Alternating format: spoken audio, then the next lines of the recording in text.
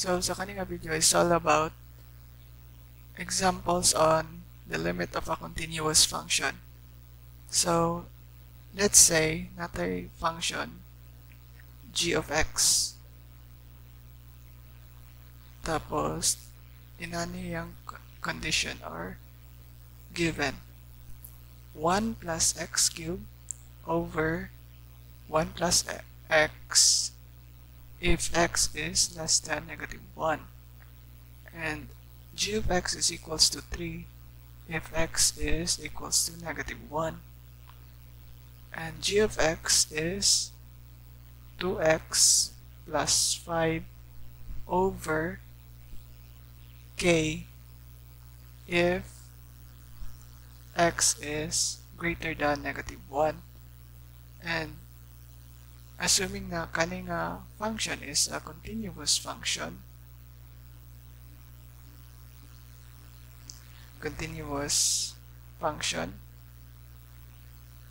and ang iyang limit is ka-approach sa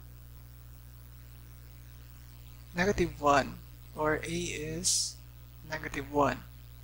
So kaning definition ka-importante because if ang function is continuous, meaning the limit of g of x as x approaches negative 1 from the left is equals to the limit of g of x as x approaches to negative 1 from the right, meaning ka-exist. Tapos iyang two-sided limit is g of x as x approaches to negative 1, meaning ga-exist Japon. Meaning na ay value. Tapos equals siya Japon sa L. So, sa kani pala nga definition, makabalo na ta nga ang value ani is or ang kaning limit ani is 3. So this is 3 and this is 3. But ato sang i-show atong complete solution. So ato ni siyang i-prove atong assumption. So first, pakita na to ang the left-hand limit. So the limit of g of x, so atong gamiton na function kay kani, since less than yung gigamit, so therefore from the left padulong sa right, so that's a left-hand limit. So the limit of 1 plus x cubed over 1 plus x as x approaches negative 1 from the left is, so sa kaning problem, dili ta maka direct substitution since 1 plus negative 1 is 0. So mahimong anti-find atong final answer. So atong mabuhatan is to factor out the numerator. So copy limit. So ang factor sa 1 plus x cubed is 1 plus x times 1 minus x plus x squared all over sa kaning denominator 1 plus x as x approaches negative 1 from the left. So makancel. So kaning nga dayon wala naman tay 0 sa denominator, so ato nang ma-direct substitution. So i-substitute na nato ang x or ang negative 1 sa mga x na variable dire. So natay 1 minus negative 1 plus negative 1 squared. So negative 1 squared is 1. Negative times negative 1 is positive 1 plus 1. So natay 3. So meaning ang atong left hand limit is equals to 3. So next is pangitaon na to ang right hand limit. So the limit of, ang right hand limit ani is kani, since greater than, meaning from the right to the left. So kana itong gamiton na function. 2x plus 5 over k as x approaches to negative 1 from the right. So ang atong problem ani is pakitaon na to ang value sa k. So gikan sa atong assumption kani sa taas na equal ra ang left hand limit ug ang right hand limit, tapos ang left hand limit nato is 3. Therefore this is also equals to 3. Therefore ato nang ma-solve ang k. So sa pag-solve sa k, ato lang i-evaluate ang limit as x approaches to negative 1. So i-substitute nato ang negative 1 diri sa x. So mawala na ang limit kaya ato na may substitute. So 2 times negative 1 plus 5 over k is equals to 3. Tapos masolve na rin nato ang k if multiply nato rin sa taas. So na kay 3k is equals to 2 times negative 1. So negative 2 plus 5. So ato ni putan dire. So negative 2 plus 5, so that's 3 is equals to 3k. So i-eliminate na ito ng 3, so i-divide na itong 3. Divide na itong 3 ang pikas pod, so this is 1. Therefore, yung k is basically 1. So kung gusto ka i-check yung answer, so checking, so the limit of 2x plus 5 over 1, ang k nimo is 1 man, so over 1 as x approaches to negative 1 from the right, so i-substitute nimo ang x, so that's 2 times negative 1 plus 5, so that's basically 3. Therefore, nasatisfy na to ang property sa continuous function na ang left hand limit kay equal sa right hand limit, and therefore ang two-sided limit kay ga-exist. So ang two-sided limit ani, so i-erase ani na to. So ang two-sided limit kay nana diri. So the limit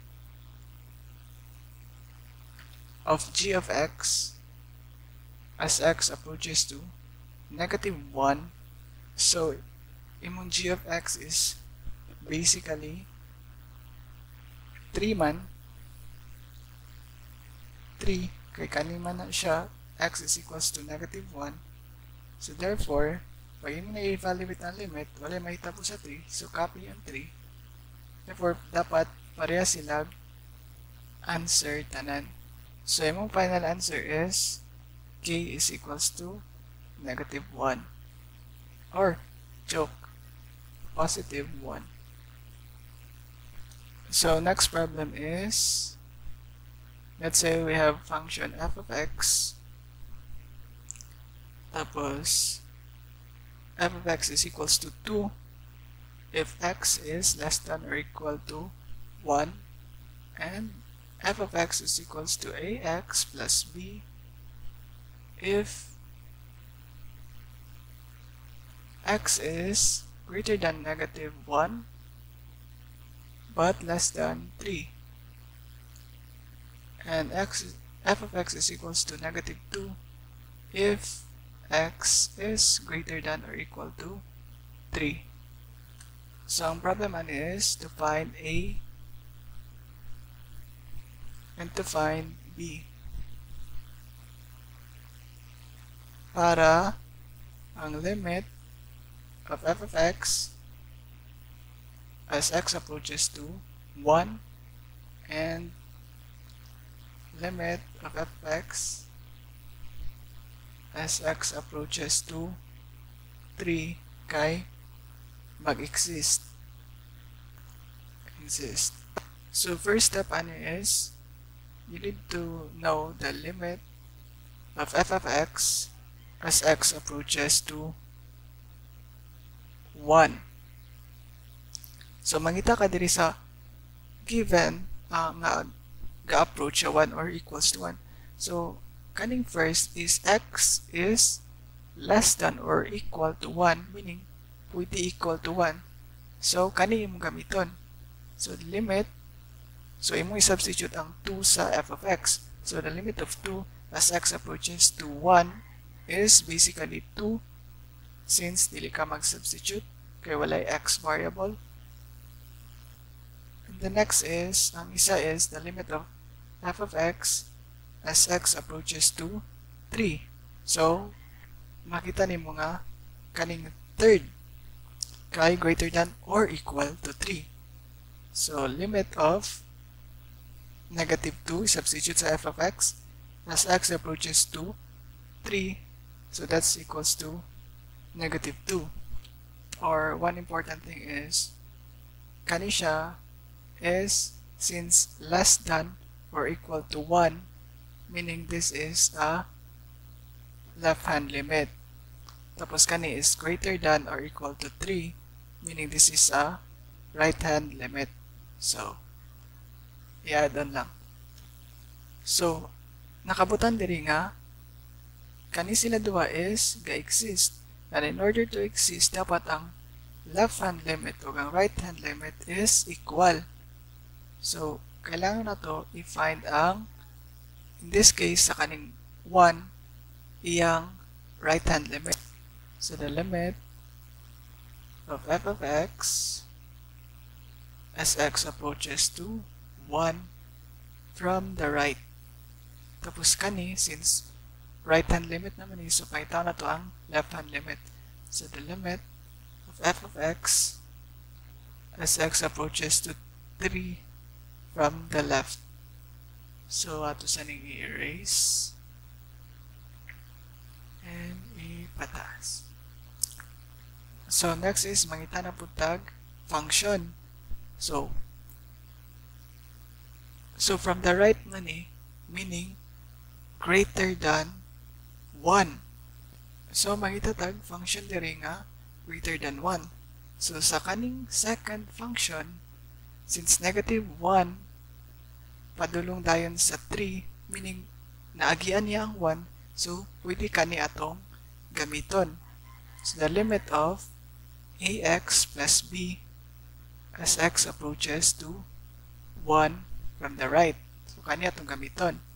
Tapos sa kaning isa, 3 from the left, meaning less than 3 ang x nimo. So makita na din nato diri nga naay less than 3 diri.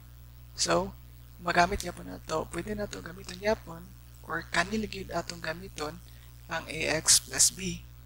So limit of ax plus b as x approaches to 3 from the left. Tapos ganina gidefine nato nga ang left hand limit ani or katong na ay negative 1 or ang katong negative left hand limit ani is equals to 2. So therefore, para mag-exist ni siya, dapat equal sila sa right hand limit. So equals 2 gyapon So this is equals 2. Tapos kanina pod ang kaning 3 is negative 2 iyang right hand limit. So para mag-exist, again, kailangan equal. So this is equals to negative 2 gyapon para equal iyang right hand o left hand limit. So therefore, if ato nang i-substitute ang x, so nanakay a times 1 plus b is equals to 2. So a plus b is equals to 2. Tapos dito sa pikas nakay a times 3 plus b is equals to 2, or 3a plus b is equals to 2. Ay, joke. Dapat negative 2. So, nanaka diri sa duha ka important nga equation para makita nimo ang value sa A and B. So, diri na kay A plus B is equals to 2, tapos nakapod kay 3A plus B is equals to negative 2. So, sa diri nga part, dili ka pwede maka-assume na 1 ang A, 1 ang B. Kay 1 plus 1 is equals to 2. Kay, if ato na i-substitute diri, that's 3 times 1, that's 3, plus 1, that's 4. So, dili equal sa negative 1. So, dili ka makabuot-buot diri og substitute sa value sa A and B. But sa imong na-observe, ang A plus B is equals to 2. Tapos ang 3A plus B is equals to negative 2. Meaning, negative equal sila but negative lang ang isa. Negative 2 dire tapos positive 2 dire. So, atong buhaton is i-equate na to sila duha. So, depende na sa imo kung imo ning imong negative 2 or imo ning i-times sa negative 1 tapos i-times sa negative 1 para makakuha kag negative 2 tapos ma-equal sila duha. Or ang kani imong i-times og negative 1 tapos i-times nig negative 1 para ma-equal din siya sa 2. Equal sa 2. So, equal na ang duha ka equation. So, in this case, kani atong i-gamiton. But pwede ka po itong pikas. So, nakay negative 1 or pwede na wala. Negative 3A plus B is equals to negative times negative, so that's positive 2. Tapos naka A plus B is equals to 2. Therefore, equal na ang duha. Atong button line is i-equate ang duha since equal naman sila. So that's A plus B. Dili na instead sa 2 atong gamiton, kanina atong ibutang. So equals to negative 3A plus B. So, next is atong ibutang ang tanan A dire tapos tanan B dire. So, that's A. Ato sa A. I-simplify. Is equals to negative 3A. Negative times negative times positive B. So, negative B. So, atong ibalin ang A dire tapos ibalin ang B dire. So, A, negative, tapos ibalin sa pikas, so ma-positive, so plus 3A, and positive B, additive inverse, ibalin sa pikas, so may mo negative B.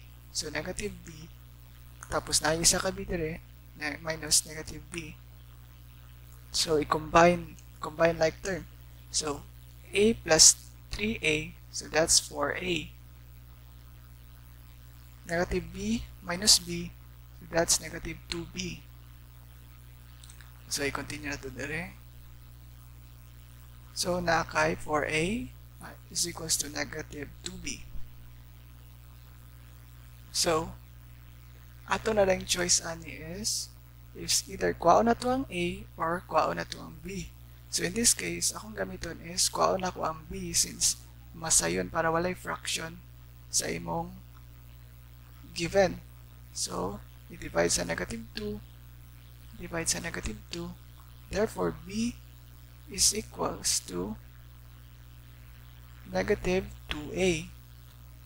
So, in this part, doon na kayo kamahuman. But, if kani imong i-answer, meaning incomplete imong solution or ang process or imong answer.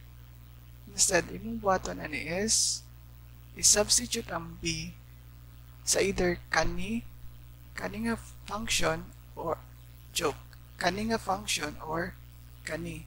So, in this case, kani na lang kay masayon. So, i-substitute na to ang value sa B para makuha na to ang A. So, that's A plus B. Ang B dire is kani atong gamiton, negative 2A. So, times negative 2A is equals to 2. So a minus 2a is equals to 2. So a minus 2a is negative a or negative 1a is equals to 2. So kuha na to ang negative, a times sa negative 1, a times sa negative 1. Therefore, ang a na to is negative 2.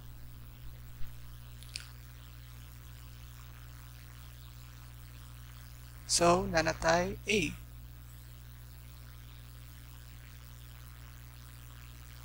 Tapos, next na to kuhaan is b.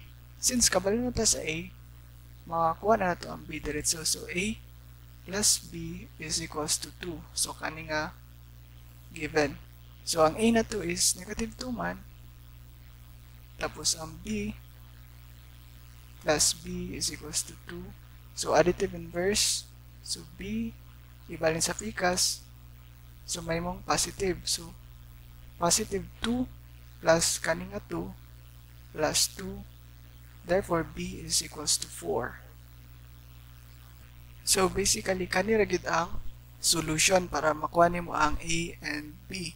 But if gusto ka complete solution, kato gid ang whole process tanan. Including sa relationship sa limit sa left hand ug right hand limit.